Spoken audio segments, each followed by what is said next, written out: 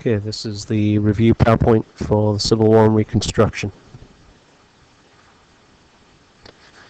Big thing about this SOL is you need to understand what caused increasing tension between the northern and the southern states. Remember that the basic difference is that the northern states largely did not have slavery. By the 1850s, in the southern states, their economy was based upon slavery. So one of the debates was over tariffs. If you remember, in Andrew Jackson's presidency, there had been a big debate over tariffs. Northern states favored tariffs to protect their industries. Southern states opposed them. States' rights. The South strongly believed in states' rights, and the North, however, tended to believe in the strength of the national government. Dred Scott decision in the 1850s was a big divider. In 1857, the court decided that Dred Scott, who had sued his owner, claiming that he was a free man because he had been taken to a northern state where slavery had been unconstitutional. The Supreme Court disagreed and said that slaves weren't citizens, slaves were property, and that it was actually unconstitutional to declare a state to be free. 1852, the publication of Uncle Tom's Cabin caused more division between the North and the South. And the 1850s saw a whole bunch of very ineffective presidents. And the failed compromises that we talked about last time over slavery, the Missouri Compromise, which lasted until 1850. Compromise of 1850 itself, which of course we saw a lot of arguments over the Fugitive Slave Act and the Kansas-Nebraska Act, which got rid of the Missouri Compromise, created Kansas and Nebraska, and said that citizens in those territories could vote on slavery. That caused a lot of problems. It led to violence in Kansas, and it led to the formation of the Republican Party. And remember, the Republican Party is a purely northern party, and one of its major goals was to stop the spread of slavery.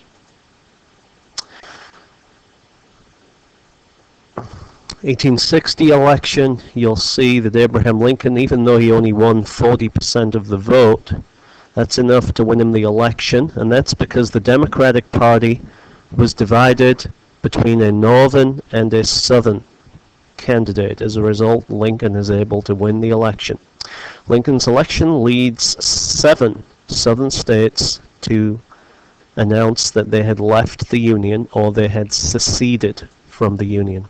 Here's a map that shows that. Basically, the 7 states that left in 1860 and early 1861 are the deep southern states from South Carolina through Texas. They're scared that Lincoln is going to try and abolish slavery. And these states form the Confederate States of America. Jefferson Davis is elected as their president. In 1861, Lincoln is going to declare a state of rebellion and try to bring these seceded states back into the Union.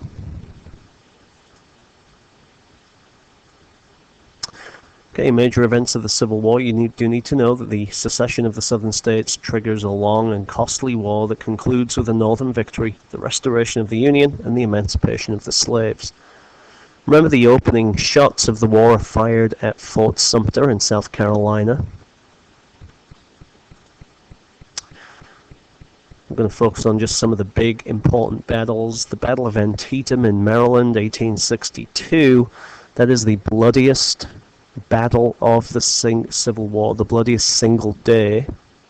And the big thing about Antietam is that Lincoln issues the Emancipation Proclamation after that battle. Gettysburg in 1863 is a huge turning point. After that battle, the Confederacy is really fighting for its life. And Appomattox in 1865 is the site of the Confederate commander Robert E. Lee's surrender to Union commander Ulysses S. Grant. And here's a map that shows some of these important victories. Fort Sumter off South Carolina. That's the first battle of the war. Antietam up here in Maryland. After that battle, the Emancipation Proclamation is released. Gettysburg in Pennsylvania. Big turning point. The South tried to invade the North, was defeated, and for the last 2 years of the war, the South is really on the run. And at Appomattox Courthouse in Virginia, the South surrendered in 1865. Two important sources you need to know from the Civil War. The first one is the Emancipation Proclamation. Remember, it's issued after the Battle of Antietam. Remember that it frees slaves, but it only frees slaves that are in the rebelling states. These are the southern states that left the Union, the slave states that left the Union. It does not free any slaves that are in the states that stayed in the Union. For example, Missouri, Delaware, Maryland, Kentucky. All those states have slaves, but those slaves are not freed by the Emancipation Proclamation. The Emancipation Proclamation only frees the slaves in the rebelling states. Obviously, this makes the abolition of slavery a northern war aim. Also, remember that the Confederacy really wanted Britain and France to get involved. The Emancipation Proclamation stops Britain and France from getting involved in the war.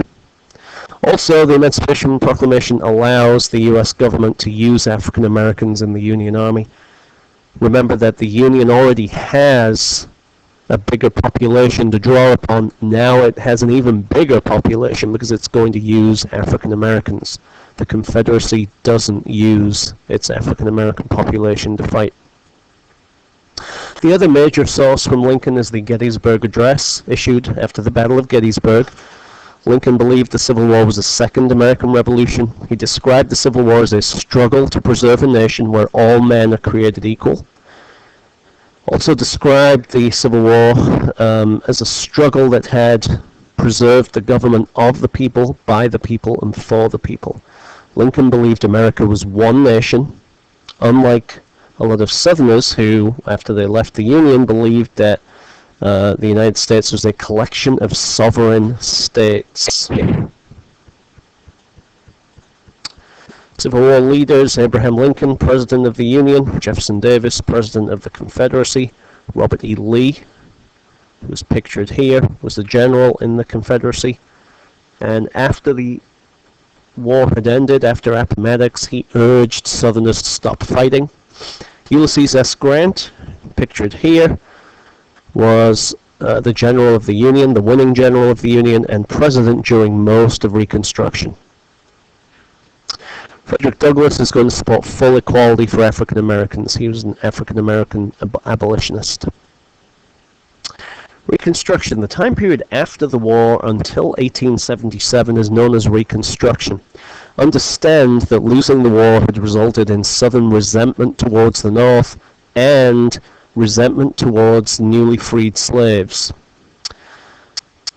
At first, Republicans from the North kind of control the South, but ultimately the control of the South is going to return to whites and going to return to the Democratic Party.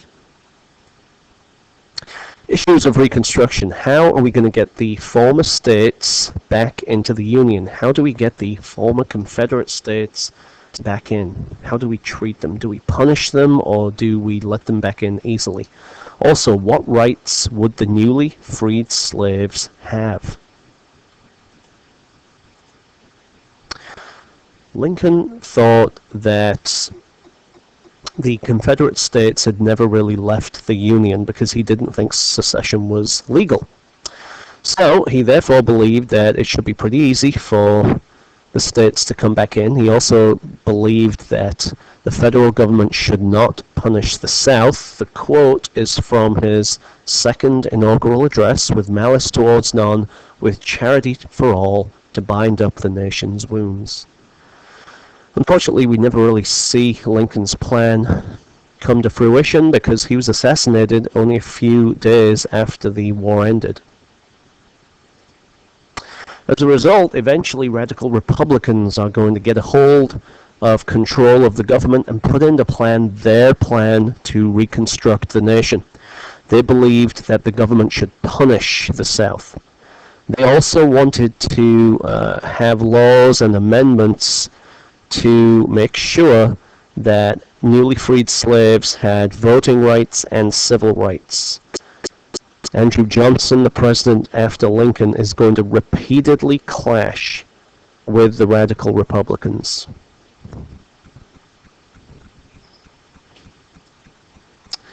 There are three Civil War amendments that you need to know: the 13th Amendment, the 14th Amendment, and the 15th Amendment. The 13th abolishes slavery, the 14th guarantees black citizenship, the 15th ensures that African American men had the right to vote. The way to remember these is free citizens vote. 13th frees the slaves, 14th makes them citizens, 15th protects their right to vote. Free citizens vote. Ulysses S. Grant is the president. He is president when the 14th and the 15th Amendment are signed, and he supported rights for African Americans. Frederick Douglass is also going to support these rights. Reconstruction ended in 1877 as a result of the election of 1876. There was a lot of fraud and miscounting of voting, and basically a deal was made where the Republicans got to keep the presidency, and this deal was known as the Compromise of 1877. Republican Rutherford B. Hayes would be president, and he would get support from Southern Democrats, and he would end Reconstruction by taking away all of the Union soldiers who were still in the South.